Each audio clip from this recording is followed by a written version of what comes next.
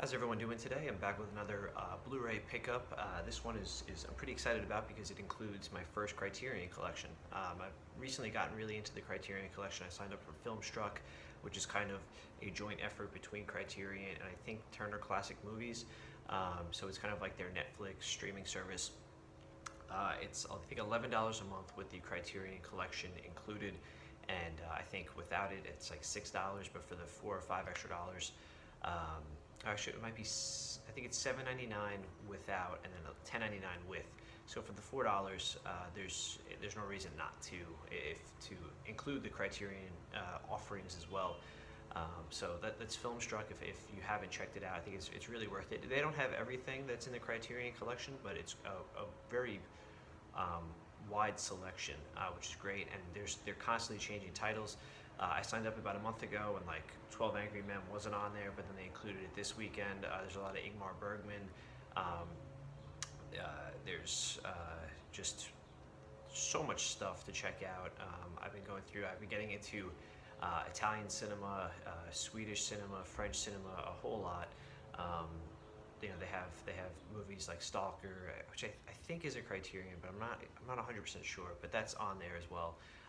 I've watched Bicycle Thieves. I've watched Rome Open City. They finally added 12 Angry Men, so I watched that. There's a whole lot to check out, and I'm loving it. So it's kind of opened me up to Criterion stuff. With that said, I picked up my first Criterion, which was a movie I'd seen already, but I picked up the Criterion, release of it, and that is Frances Ha. This is from Noah Baumbach. It stars Greta Gerwig. It's basically about a girl who's kind of in her early to mid 20s.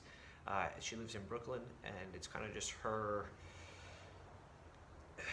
She's in a relationship that she's not happy about, and she's scared to take the next step. And she ends up with her boyfriend. She lives with her best friend and doesn't want to give that up. It's kind of her coming to a crossroads between kind of, those early post-college years and adulthood. And it's kind of like a movie version of Girls, if you're into that, with not as dramatic, and there's not as many characters, and it's obviously not stretched over 6 or 7 seasons, but it's kind of in that vein of, again, a girl, a young adult kind of coming to grips with adulthood.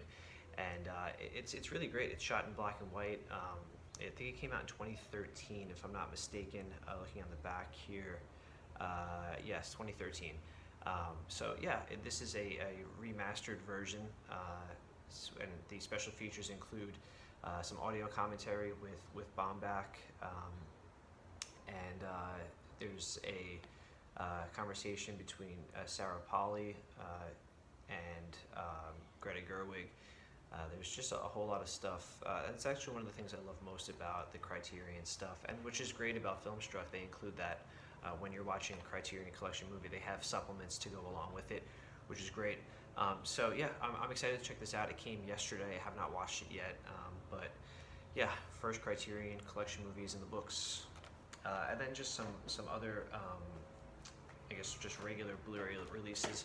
The first one is The Nice Guys, starring Ryan Gosling and Russell Crowe. This is one that I really had no interest in seeing, and I was home alone one night. My wife was away. I had nothing to do. I was just flipping through the streaming stuff. I think it was on HBO, and I came across it. I had heard good things, and so I watched it and absolutely loved it. So it's one of those things where you don't really, you shouldn't judge a movie just based on the trailer. They play 2 private investigators investigating a murder. It takes place in the 70s. It's kind of like a buddy cop movie, but it's laugh out loud funny. I'm really hoping there's a second one because it was that good. Next is Step Brothers. I had never seen this before, and I still haven't seen it. I tried to watch it probably about 3 weeks ago, and I picked it up. I'm just not into it. I'm not a huge fan of Will Ferrell. There's some stuff I like him in, but this was not one of them. I got about 20 minutes in, and I wasn't laughing, and I just thought it was stupid. So it's just not for me. I know a lot of people are pretty high on this, but it's just not for me. Nothing against it, but like I said, it's not my cup of tea. The Sandlot 20th Anniversary Edition. This came out, I think, in 2013, because I think the original movie is from '93. Yeah. So this is a Blu-ray and DVD. It has some special features. not a whole lot on it. Actually, just looking at the back, there's a featurette of the theatrical trailer and TV spots. I don't really know why theatrical trailers is looked at as kind of like a special feature. It kind of does nothing for me, but this is one of my favorite movies from when I was a kid. Great summertime baseball movie, kind of a coming of age story, and so I think I got it for like $6, so I'm happy to have have it on Blu-ray here. The slipcover is nice, different cover art on there, and what I like about this, it has it kind of feels like a baseball. You can feel the stitching, and it has some raised, it feels like there's some depth to it, and there's dimensions. So yeah, $6. Glad to have that in the collection. Next is The Great Gatsby, starring Leonardo DiCaprio, Carey Mulligan, and Tobey Maguire. This is a movie I like, but I don't love. I haven't seen it in a few years. I saw it in the theater, and I probably watched it at least one more time when it was just on TV. It was probably streaming or something like that. It's okay. I don't love it, but for the price, I was happy to get it. I do like the cinematography and the art in it.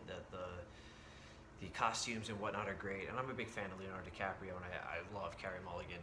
So when this did come out, it was one I saw in the theater, but I think I got it for like $2 or $3, so not a huge investment to add to the collection. And lastly is Stanley Kubrick's Full Metal Jacket. I had not seen this before buying it. This is one of those that I feel like everyone has kind of seen it, but I had never watched it. And it's kind of a tale of two movies for me. I love the boot camp stuff, but then the war stuff, which is kind of okay for me. I think it's not my favorite war movie by any means. Although it's funny, on the back there's a quote from Toronto's Globe and Mail, the best war movie ever made. I wouldn't go that far, but the boot camp stuff was fantastic, a really good cast. But after that, I was just kind of like, it was okay. The ending was good, but it was really over the top. But there's better war movies out there. I have a few in my collection back here, but not bad. And this was another one I think I paid like $4 or $5 for. So to watch it for the first time was good.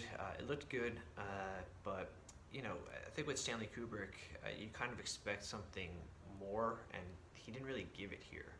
There was no, nothing really made you think, which is okay. But I mean, I was expecting more from this. I had gotten a lot of hype hearing about it, but it was okay. So that's all I got here. Hope everyone enjoyed checking what I picked up. Let me know what you've been watching in the comments below, and let me know what some of your favorite Criterion movies are, because I'm still kind of getting into the whole collection. So thanks a lot, guys, and I'll see you in the next video.